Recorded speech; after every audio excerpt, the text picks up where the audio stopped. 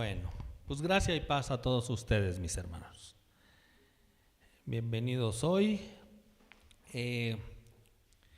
Bueno, pues vamos a empezar orando, ¿no?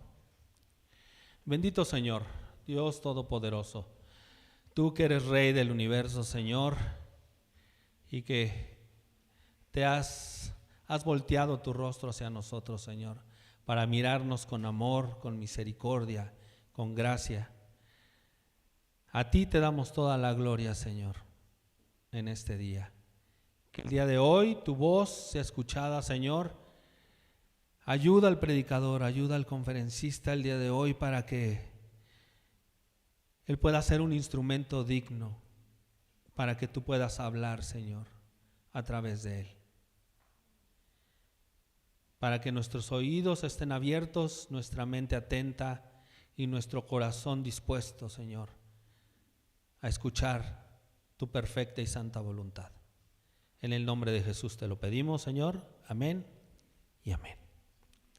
Bueno, pues el día de hoy voy a, si recuerdan la vez pasada, hablé acerca del Sermón del Monte, que es la serie que estoy llevando, y vimos los pobres en espíritu. Y hoy toca la segunda bienaventuranza. Y vamos a leer, vamos a Mateo, al Sermón del Monte. Mateo 5, versículo, vamos a leerlos desde el 1 para tomar todo el contexto. ¿Ok? Mateo 5, 1 al 4 dice: Cuando Jesús vio las multitudes, subió al monte, y después de sentarse, sus discípulos se acercaron a él. Y abriendo su boca les enseñaba diciendo: Bienaventurados los pobres en espíritu, pues de ellos es el reino de los cielos. Bienaventurados los que lloran, pues ellos serán consolados. Bien, nos detenemos aquí. Después de que Jesús iba por toda Galilea, sanando enfermos, le llevaban endemoniados, vimos que su fama empezó a crecer, y este sermón se detiene para hablarnos a sus discípulos. Dice que a sus discípulos, pero a nosotros también somos discípulos, porque ya también aprendemos de él. Y nos da la primera bienaventuranza y nos dice: bienaventurados los pobres en espíritu. Pero ahora quiero que veamos que las bienaventuranzas no están escritas al azar. Todas llevan un orden. Por eso la bienaventuranza de pobres en espíritu, porque de ellos es el reino de los cielos, es la primera que debemos entender para poder entender la segunda, para poder vivir la segunda. Y es: bienaventurados los que lloran, pues ellos serán consolados. Ahora, cuando vemos las bienaventuranzas, vemos aquí lo complicado para nosotros. Dice: bienaventurados los que lloran. ¿No parece algo contradictorio? Para nosotros los seres humanos, el vivir feliz, el estar feliz es pues símbolo de bienaventuranza, de estar contentos, de vivir una vida plena. Podríamos decir hasta con gozo. Pero aquí Jesús nos está diciendo: bienaventurados estos que tienen un sentimiento distinto, los que lloran. Y para nosotros los seres humanos, contradictoriamente, pues el llorar es símbolo de mal. Pues sí, de todo lo contrario a la felicidad. Y si vimos bien la vez pasada que hablé acerca de las bienaventuranzas, vemos que bienaventurado significa ser supremamente feliz, o sea, muy feliz. Y entonces ahora ponle, la segunda palabra es muy feliz, supremamente feliz, extremadamente feliz, los que lloran.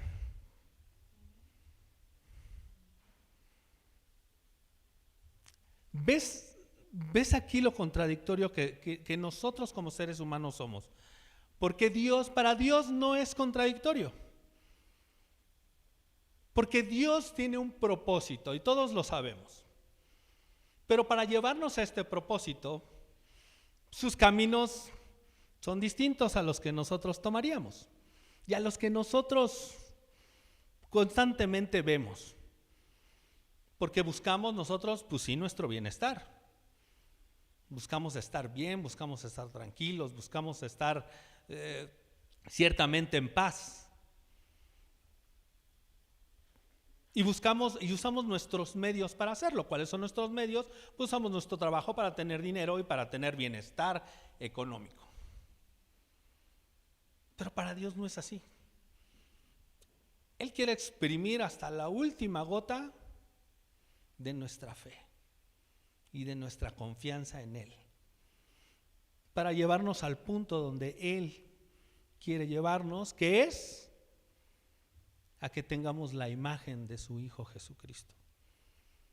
Pero ahora bien, entonces, ¿cómo pueden ser felices los que lloran? ¿A qué se refiere Jesús con esto?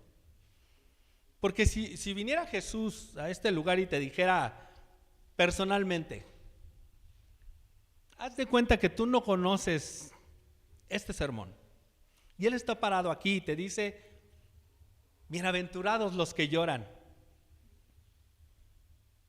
¿qué le dirías? Creo que eso no está muy bien. Qué mal predicador. No, Jesús es el mejor predicador. Dice, vamos a verlo de esta manera, vamos a desmenuzarlo de esta manera. ¿Por qué llora el ser humano? Alegría, tristeza, dolor, enfermedad, enojo, ira. Nuestros sentimientos, que Dios los puso ahí, cuando son desbordados nos llevan a desbordarlos por todos lados, porque no tenemos un control de ellos a veces. ¿Por qué podemos llorar por felicidad? ¿Y por qué podemos llorar por ira? ¿No es poco contradictorio? O sea, podemos llorar por estar alegres y por estar sumamente enojados. Y te voy a dar unos ejemplos. Hay muchísimos en la Biblia, pero te voy a dar nada más unos cuantos. Por ejemplo, Esaú. Todos conocemos al hermano de Jacob, que vendió su primogenitura por un plato de lentejas. El plato de lentejas más caro de toda la historia. Esaú le dijo en Génesis 27, versículo 38, le dice a su padre, ¿no tienes más que una bendición, padre mío? Bendíceme a mí también, padre mío. Y Esaú alzó su voz. ¿Qué quiere decir? Gritó y lloró. Lloró por la frustración de que su padre le había dado la bendición mayor a su hermano. Parte en culpa de él.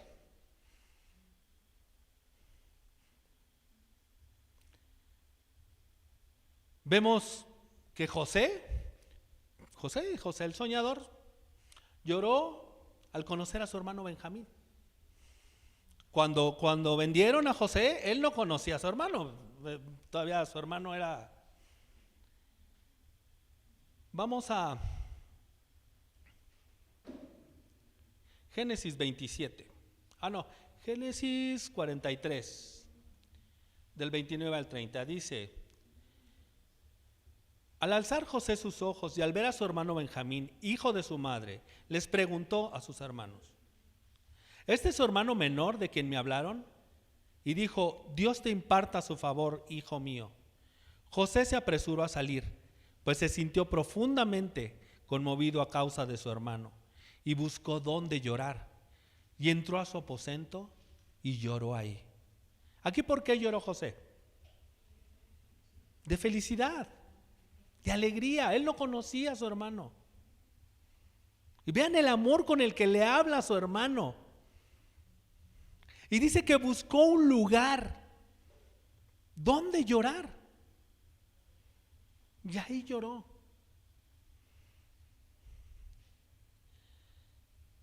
David lloró por la muerte de su hijo Absalón. Segunda de Samuel 18:33 dice: el rey se conmovió profundamente y subió al aposento que había encima de la puerta y lloró. Y decía así mientras caminaba: hijo mío, Absalón, hijo mío, Absalón, ¿quién me diera haber muerto yo en tu lugar?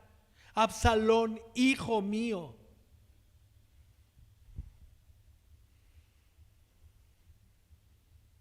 Yo no me imagino la pérdida de un hijo. El dolor tan grande. Y miren que Absalón no era el mejor hijo, pero aún así provocó ese dolor profundo en su padre. Ven, tenemos muchas emociones por las cuales llorar, pero ¿de qué emoción o de qué tipo de lloro nos está hablando aquí Jesús? Bien, vamos a entender que esta palabra llorar o lloro, hay 9 palabras distintas en el griego para describir el dolor del lloro, el llorar, la tristeza, todo esto que nos lleva al lloro. Pero esta que está en específico aquí, penteo, es la más fuerte de todas. Es la más intensa, es el dolor más fuerte, el lloro más intenso de todos. Es el que se traduce para cuando alguien muere y está de luto. Es la pérdida de algo. Es el afligirse. De hecho, la palabra más cercana no es tanto lloro, sino aflicción. Estar sumamente afligido. Entonces date cuenta de que Jesús te está diciendo: más felices o supremamente felices aquellos que están afligidos, muy afligidos. Pero ahora, ¿cómo puedo ver yo? ¿O cómo podemos ver nosotros este lloro como una bendición? Es distinto. ¿Cómo lo podemos ver? ¿Cómo podemos ver lo que Dios está viendo? En Juan 16:20 nos dice, apúntalo si quieres, búscalo luego porque sí son varios versículos, pero para que no nos gane tanto el tiempo, tenemos la grabación o los puedes apuntar. Dice Juan 16:20, dice: en verdad les digo que llorarán y se lamentarán, pero el mundo se alegrará. Ustedes estarán tristes, pero su tristeza se convertirá en alegría. El Dios de la transformación.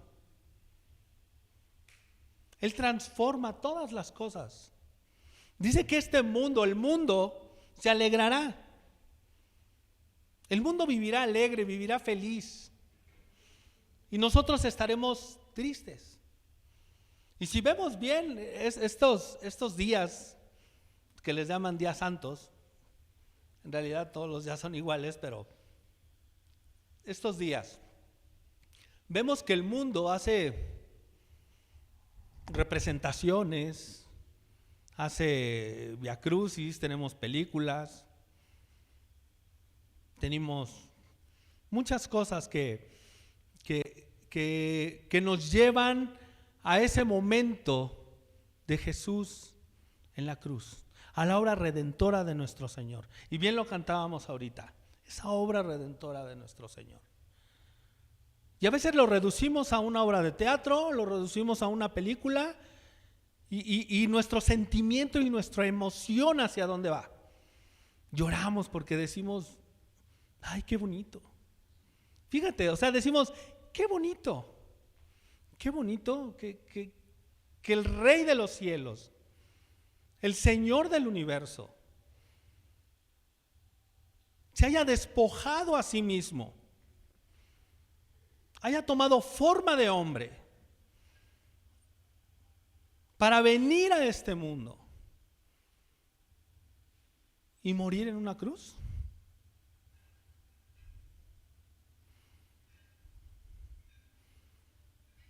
Ahora díganme dónde está lo bonito.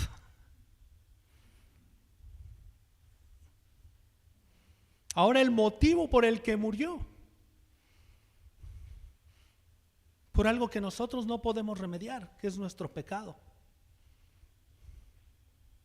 Pero Él sí, porque Él es el Cordero de Dios que quita el pecado del mundo.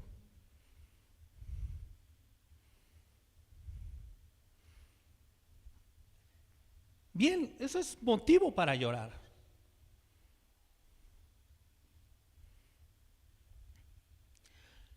Pero ¿qué ocurre con todo esto? Porque al otro día, ya después, el mundo está ahí bañándose a manguerazos, a cubetazos, y están bien alegres. No hay una transformación en el hombre. Entonces ese no es el propósito de Dios. Entonces ya vemos que eso no es lo que está buscando Dios. No está buscando que lloremos simplemente por llorar, porque nuestra emoción nos lleve a eso. Él busca algo más profundo en nosotros. Este sí quiero que lo busques, porque es algo que vamos a estudiar bastante bien. Segunda de Corintios, versículo 7, versículo 10.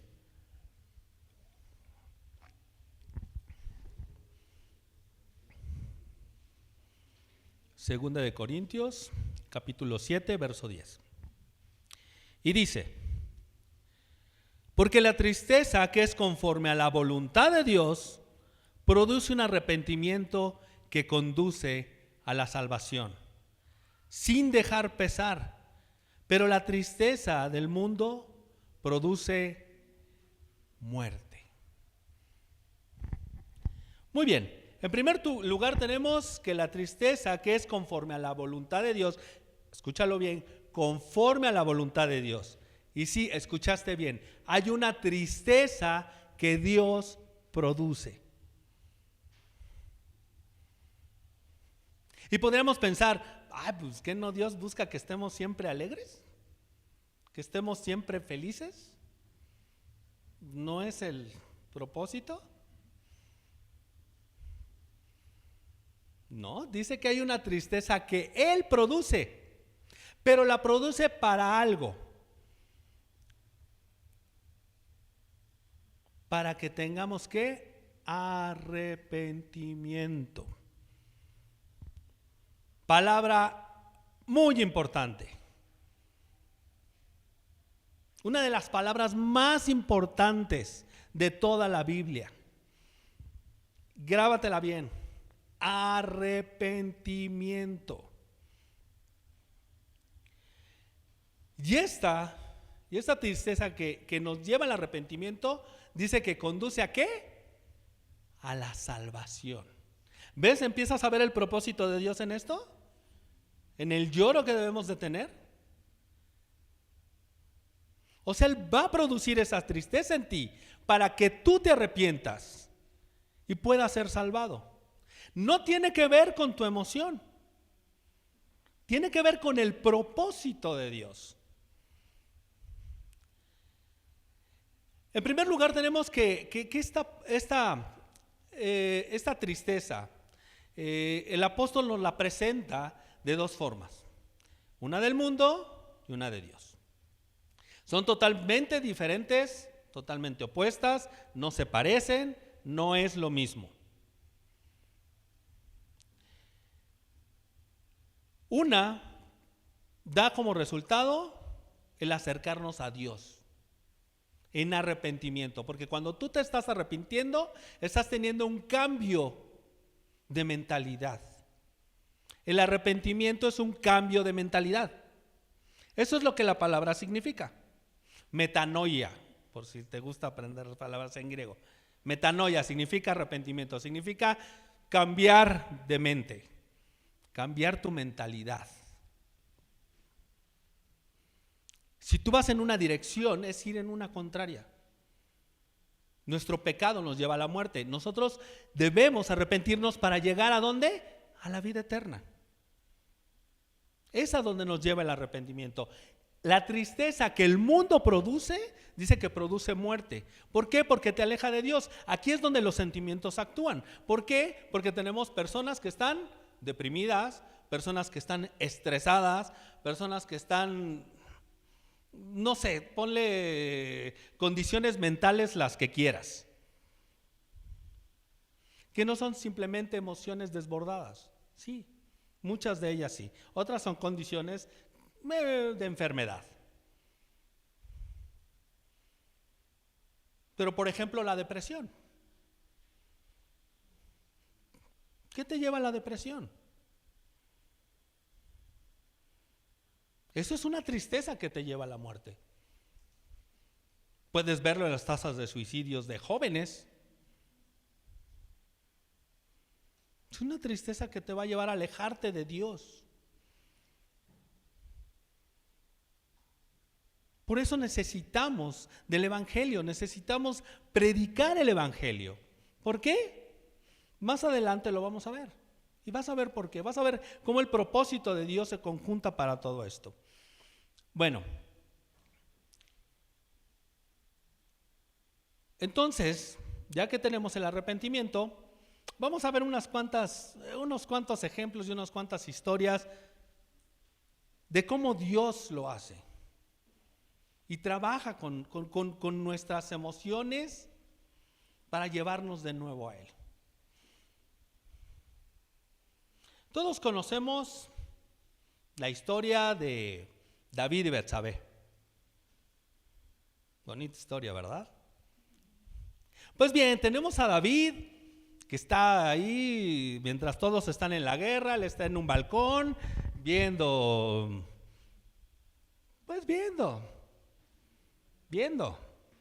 ¿Y qué vio? Algo que no tenía que ver. Y en vez de decir, oh, wow, David, métete a tu casa, esto no está bien, ¿qué dijo? Wow, ¿quién es esa mujer? Tráiganmela. Ve cómo empezó todo. Todo empieza cuando David vio, cuando David miró algo que no tenía que ver y lo codició y se lo llevó a su casa y se deleitó en su pecado. Y no solo eso, lo hizo más grande.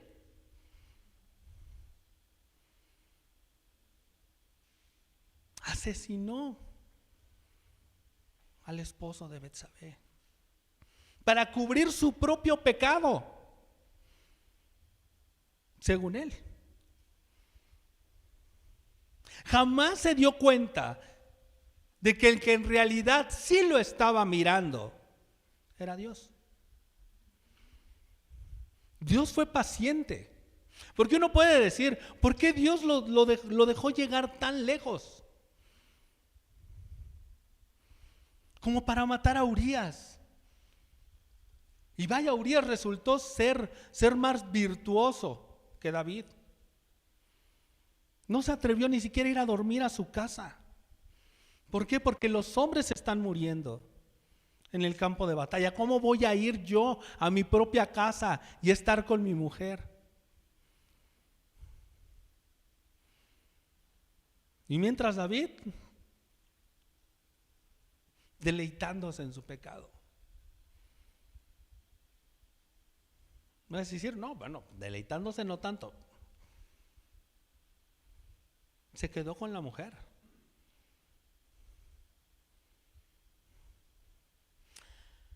Hasta que no llegó el profeta Natán y le dijo, David, y le platicó la historia de la corderita y del hombre que tenía una sola. Y David llegó al punto de indignarse tanto y decir, oh, qué hombre tan malvado. Debe pagar 4 veces lo que hizo.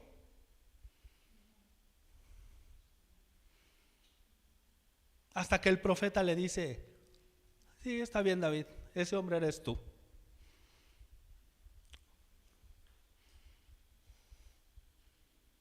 Él mismo se puso el castigo. 4 veces. 4 hijos muertos. 4 veces lo pagó.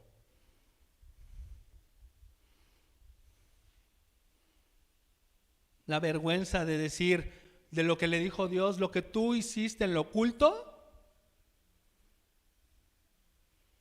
yo haré que todos lo vean.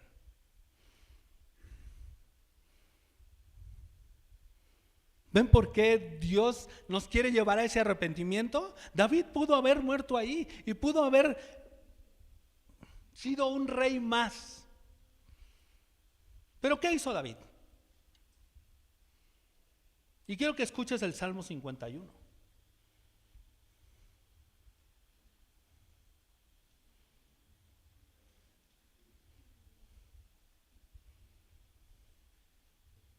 Salmo 51 dice: ten piedad de mí, oh Dios, conforme a tu misericordia, conforme a lo inmenso de tu compasión, borra mis transgresiones, lávame por completo de mi maldad, límpiame de mi pecado, porque yo reconozco mis transgresiones, mi pecado está siempre delante de mí.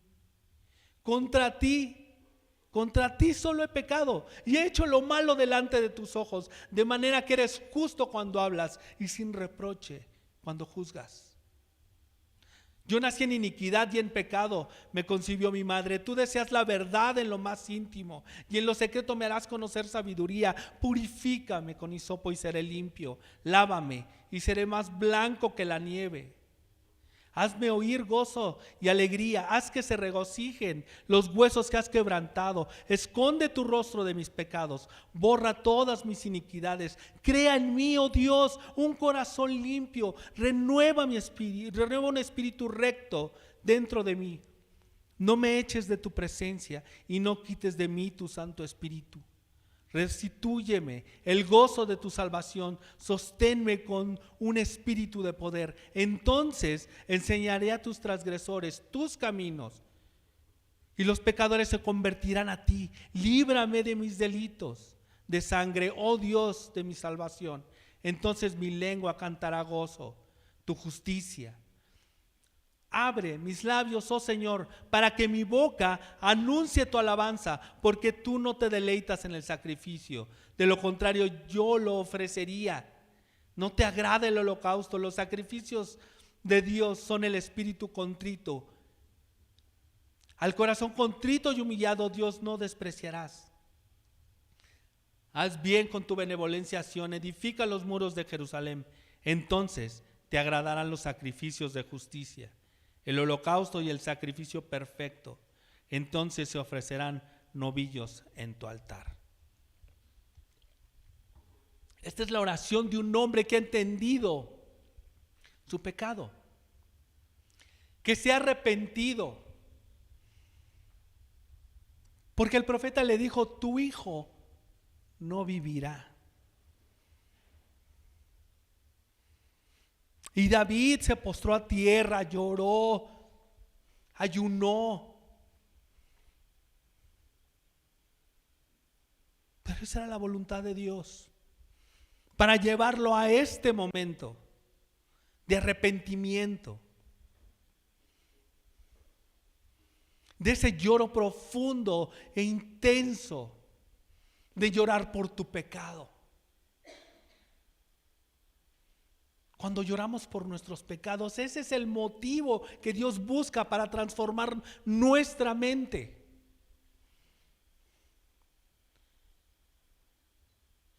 En Santiago, capítulo 4, versículo del 8 al 10, nos dice: acérquense a Dios y Él se acercará a ustedes. Limpien sus manos, pecadores. Y ustedes de doble ánimo, purifiquen sus corazones. Aflíjanse, lamentense y lloren, que su risa se convierta en lamento y su gozo en tristeza. Humíllense en la presencia del Señor y Él los exaltará. Y te lo voy a volver a leer, te lo voy a leer en otra versión, la Nueva Traducción Viviente. Dice: acérquense a Dios y Dios se acercará a ustedes. Lávense las manos, pecadores, purifiquen su corazón, porque su lealtad está dividida entre Dios y el mundo. Derramen lágrimas por lo que han hecho. Que haya lamento y profundo dolor. Que haya llanto en lugar de risa y tristeza en lugar de alegría. Humíllense delante del Señor y Él los levantará con honor. ¿Qué nos dice aquí Santiago? Santiago nos está diciendo que debemos lavar nuestras manos, purificar nuestro corazón. ¿Por qué? Porque dice que nuestra lealtad está dividida entre Dios y este mundo. Porque desgraciadamente decimos que Jesús es nuestro Señor, pero a veces no nos sometemos a su señorío. Yo te lo he dicho muchas veces. Si Él es Señor de toda tu vida, de todo lo que tienes, de todo lo que eres.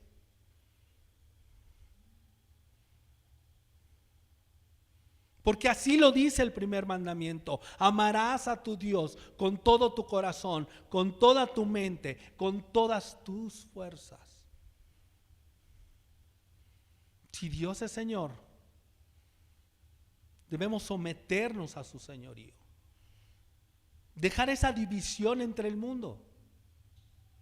Ahora nos dice en esta parte, dice: derramen lágrimas por lo que han hecho. ¿Cuántas veces derramamos lágrimas por haber ofendido al Dios Todopoderoso, al Dios Redentor, al Dios que ha tenido misericordia de nosotros? Por haber ofendido al Rey del universo,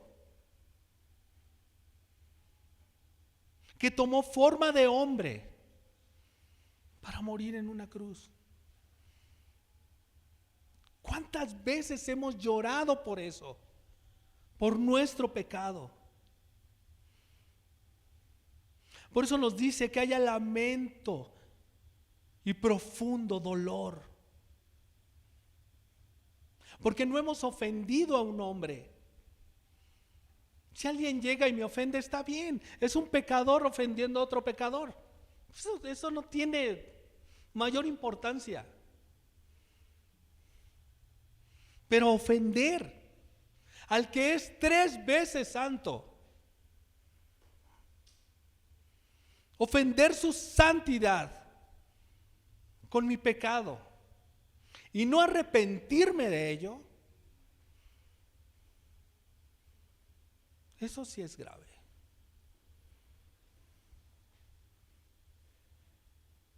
Eso debería hacerme llorar de dolor. Porque la última parte dice: humíllense delante del Señor y Él los levantará con honor. Pero ¿cuánto le cuesta al ser humano? ¿Cuánto nos cuesta inclinar nuestra cabeza y humillarnos delante de Él?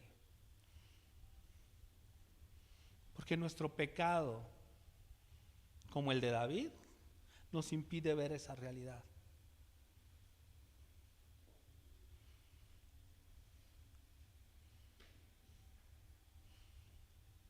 Y podemos decir: bueno, pues yo sí me arrepiento, yo sí lo hago. Mira, yo todos los días salgo de mi casa, y como lo decíamos ahorita en la clase, así como rito, ¿no? Decir, y oro porque me vaya bien en el día, y oro porque no me asalten, y oro por mi familia. Y a veces cuando no oras, hasta lo decíamos en la clase, pues sientes que algo falló, ¿no? Y algo va a fallar en el día. No, Dios tiene todo bajo control. Porque Él es Dios de todo. Y vemos mucho de esto en la historia de, por ejemplo, vamos a ver a Pedro y su seguridad. La seguridad de Pedro, de decir, no, Señor, mira, aunque yo tenga que ir contigo a la muerte, aunque yo tenga que morir contigo, no importa, yo voy. Aunque todos, mira, todos estos que ves, estos que están aquí, mira, cobardes. Aquí está Pedro, aquí está tú, Pedro, para defenderte, para cuidarte.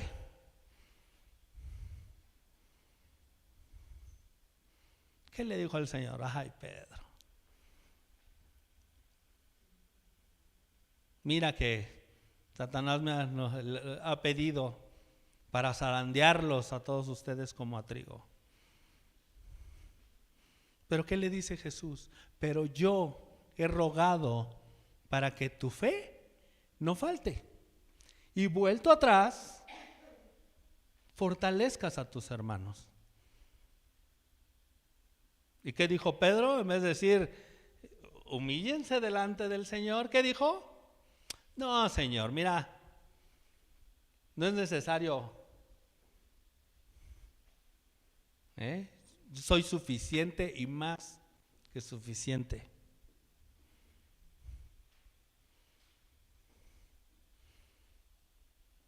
¿Y qué tal cuando está en el patio del sumo sacerdote? ¿Se le acabó la valentía? Una mujer le dijo, tú andabas con ellos, tú eres de ellos. Una mujer. Que dijo, no, yo ni lo conozco. Y no quiero decir lo demás porque llegó hasta maldecir.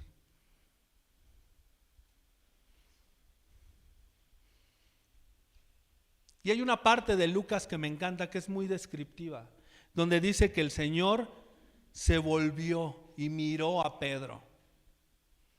Y quiero que te detengas en ese momento. Y quiero que te detengas en el momento en el que pecas y ofendes a Dios.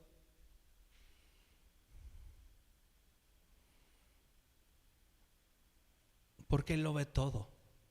Él ve tu corazón, la intención de tu corazón. Dice que vio a Pedro. Y entonces Pedro, ¿qué dice? Recordó las palabras que le había dicho el Señor. Antes que cante el gallo, 2 veces tú ya me habrás negado 3 veces. Y dice que saliendo lloró amargamente.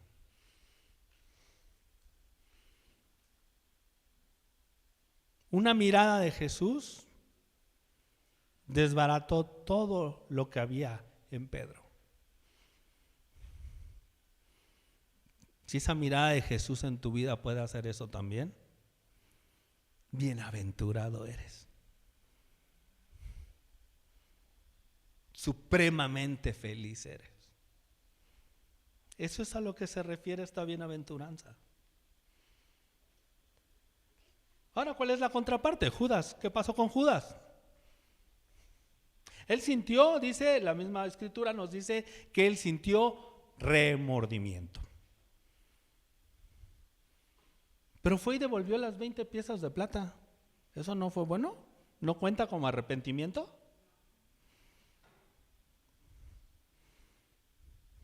¿No?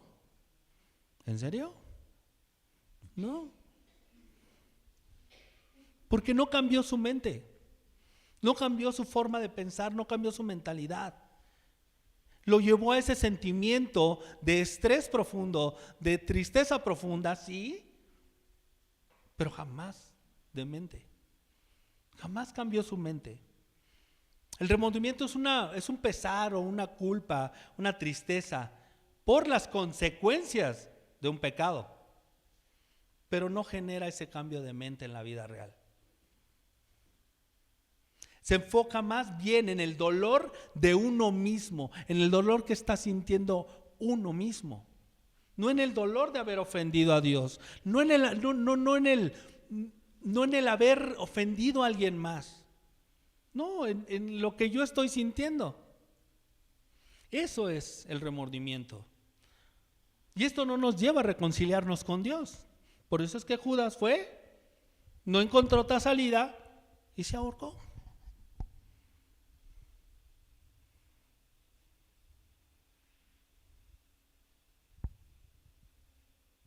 Pero él también conocía a Jesús. Jesús también le habló a él.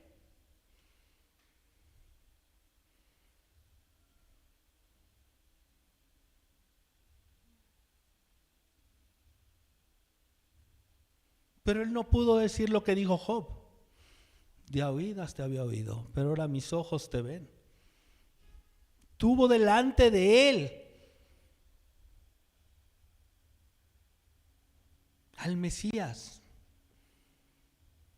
a la imagen de Dios, a la gloria de Dios. Y no lo pudo reconocer. Jamás lo vio.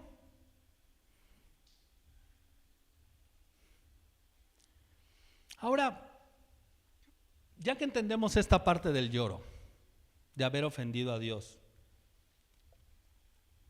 de ofender su santidad, de que nuestro pecado debe llevarnos a esa tristeza profunda, a arrepentirnos y humillarnos delante de Él, ante su misericordia y su gracia. Hay algo en específico que también hay que hacer. Y no es que sea por obras, no. Pero una de las cualidades de las que tiene este lloro y que busca a Dios en nosotros es también que podamos llorar por el pecado, no solo de nosotros, sino de los demás. Puede ser empatía, dirías, puede ser empatía. No. Y te lo voy a explicar ahorita. Romanos 12:15 dice: gócense con los que se gozan y lloren con los que lloran. Y es un versículo simple y sencillo. Muy sencillo. Pero requiere amor. Y requiere amor a tu prójimo. Y requiere amor a Dios, porque si no amas a Dios, no puedes amar a tu prójimo. ¿Por qué? Porque este amor te va a llevar a ser tan cercano a tu hermano, que es el propósito que Dios quiere que tengamos. Que tengamos comunión los unos con los otros. Nada más cuando estamos felices y contentos. Nada más cuando tenemos, no sé, alguna fiesta, algún evento, cuando estamos desayunando. No. Es compartir tu vida con los demás. Cristo nos pone el ejemplo. Él compartió su vida con sus discípulos. Compartió su vida con su prójimo.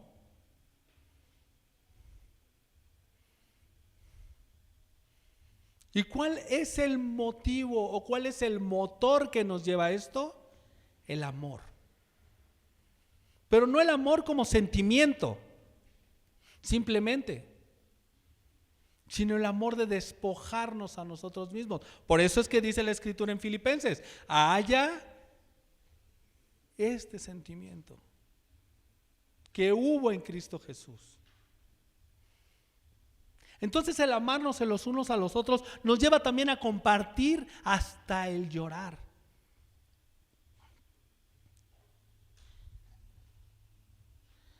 El llorar por cuestiones que podrían parecer banales para nosotros, pero para otro hermano a lo mejor no lo son.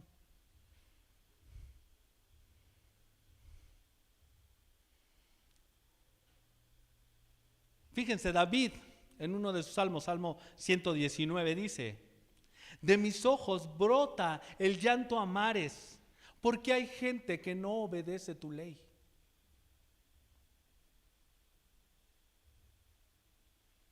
¿Ven lo que lleva a llorar a David? Porque hay gente que no obedece tu ley. Porque hay gente que dice que te obedece y no lo hace. Jesús mismo, cuando se paró en Jerusalén, ¿qué dijo? En Lucas 19, 41 al 44, dice: cuando Jesús se acercó a ver la ciudad, lloró sobre ella, diciendo: si tú también hubieras sabido en este día lo que conduce a la paz, pero ahora está oculto a tus ojos, porque sobre ti vendrán días cuando tus enemigos te echarán terraplén delante de ti, te sitiarán y te acosarán por todas partes, te derribarán a tierra y a tus hijos dentro de ti, y no dejarán piedra sobre piedra, porque no conociste el tiempo de tu visitación. Jesús lloró porque sabía lo que le iba a pasar a esa ciudad, por su pecado, porque no conocieron que Él había venido. El complemento de esto es cuando les dice: porque yo como gallina te quise juntar bajo mis alas y no quisiste.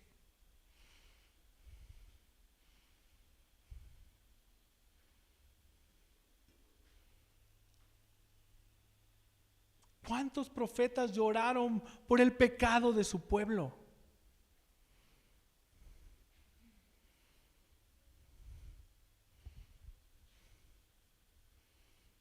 Pero ahora vamos a respirar. Porque ya que conocemos esta parte, voy a tomarme nada más el menor tiempo para la última parte, que es la promesa de Dios. Porque dice que estos que lloran serán consolados.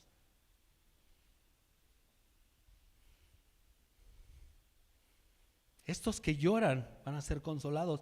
Y si el mismo Jesús en Isaías, en la profecía del Mesías, en la misma profecía que lee Jesús en una sinagoga, Isaías 61, del 1 al 3, dice: el Espíritu del Señor está sobre mí, porque me ha ungido el Señor para traer buenas nuevas a los afligidos. Me ha enviado para vendar a los quebrantados de corazón, para proclamar libertad a los cautivos y liberación a los prisioneros, para proclamar el año favorable del Señor, el día de la venganza de nuestro Dios, para consolar a todos los que lloran, para conceder que a los que lloran en Sión se les dé diadema en vez de ceniza, aceite de alegría en vez de luto, manto de alabanza en vez de espíritu abatido, para que sean llamados robles de justicia, plantío del Señor. ¿Para qué? Para que Él sea glorificado. Amén. Amén. ¿Ven cómo va cambiando cómo va cambiando la situación? Cómo Dios, después de exprimir eso que hay en ti, te lleva a decir: yo, después de todo esto, te voy a consolar. A todos los que lloran. Si puedes ver en estos versos cuántas veces te dice, cuántas veces te habla de consolarte, de vendar a los quebrantados de corazón, de traer buenas nuevas a los afligidos. Ahora nosotros tenemos un gran consolador. Jesús fue el primer consolador y dijo: pero yo les voy a dejar otro consolador. Juan 14, del 15 al 17.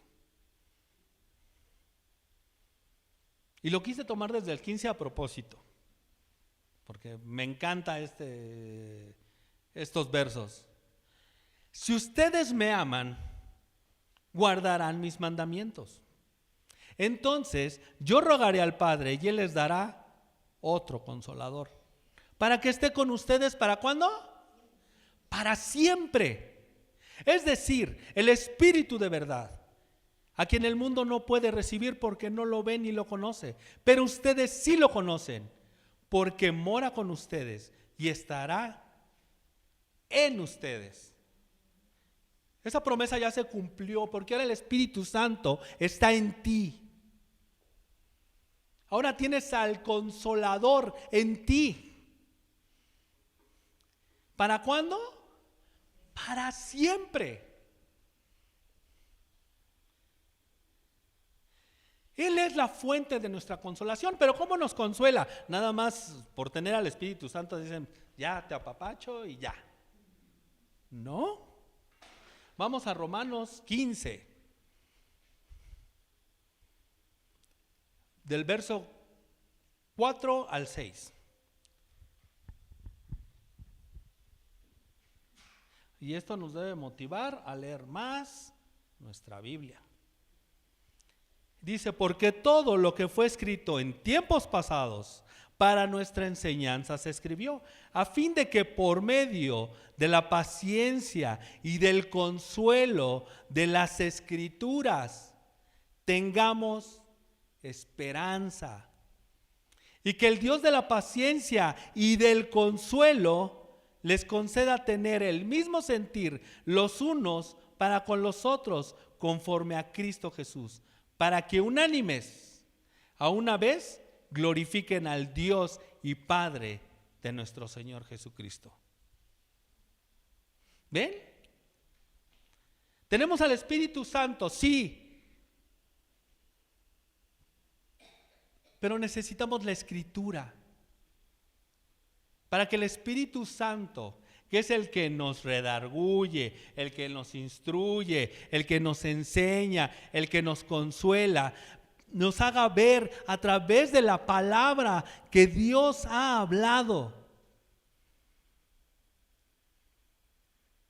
Podamos ver cuál es su propósito y seamos consolados.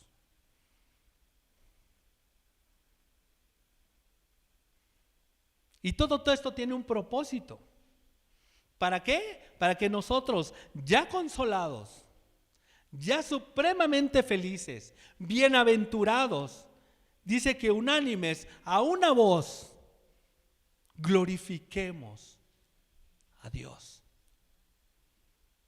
¿Ven cómo pasamos del lloro a la consolación y al supremo gozo de glorificar a Dios?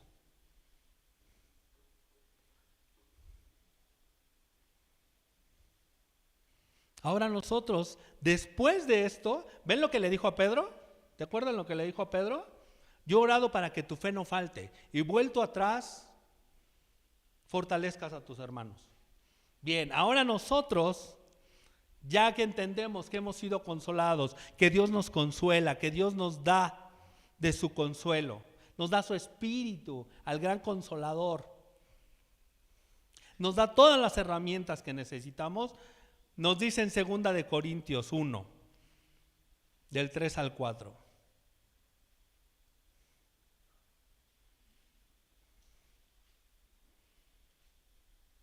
Bendito sea el Dios y Padre de nuestro Señor Jesucristo, Padre de misericordia y Dios de toda consolación, el cual nos consuela en todas nuestras tribulaciones, para que también nosotros podamos consolar a los que están en cualquier aflicción, dándoles el consuelo con que nosotros mismos hemos sido consolados por Dios.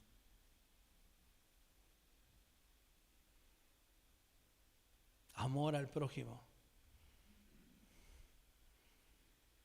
¿De gracia recibiste? De gracia das.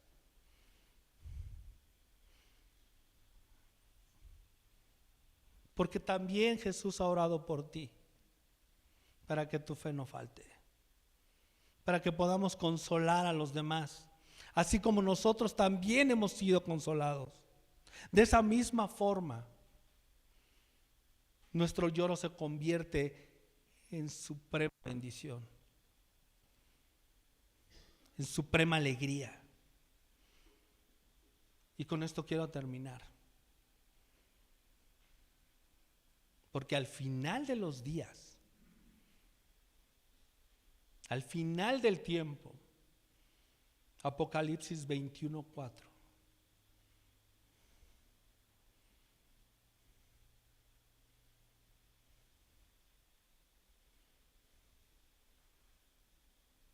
y escúchalo con mucha atención.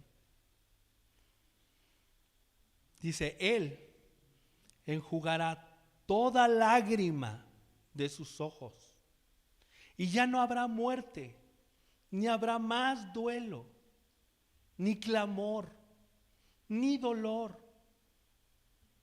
porque las primeras cosas han pasado. ¿Quién enjugará toda lágrima? Él. Él quitará toda lágrima de tus ojos. Y en ese momento ya no habrá más dolor. Ya no habrá más lloro. Ya no habrá más sufrimiento.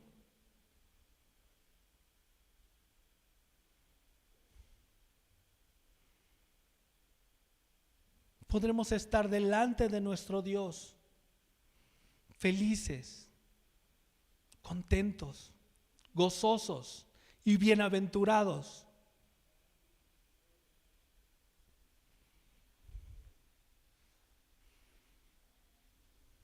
En su presencia.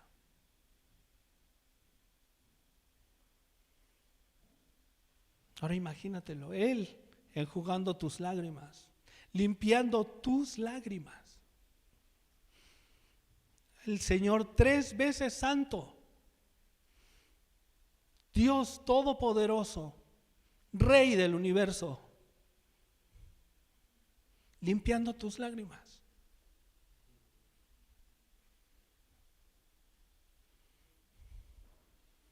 Bienaventurados los que lloran,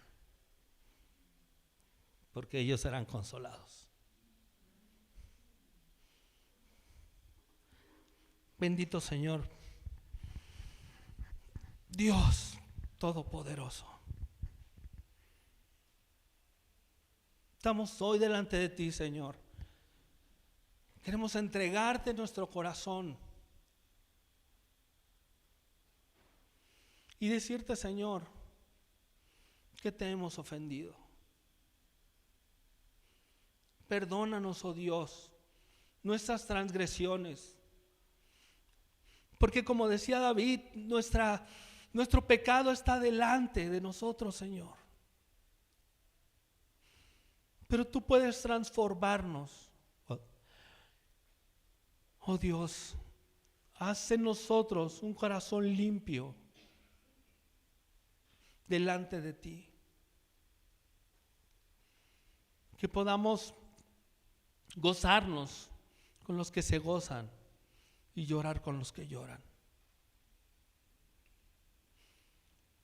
Que podamos entender el propósito de nuestra aflicción y nuestro sufrimiento.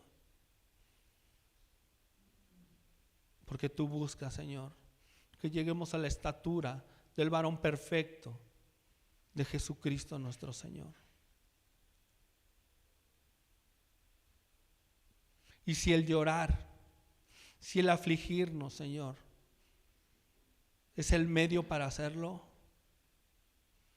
tú ya lo dijiste, bienaventurados somos, porque en algún momento seremos consolados. Gracias te damos a ti, bendito Dios, por tu gracia, tu misericordia y por tu justicia en Cristo Jesús, por haber limpiado nuestros pecados y haber puesto tu Espíritu en nosotros. Bendito seas Dios, en el nombre de Jesús. Amén y amén.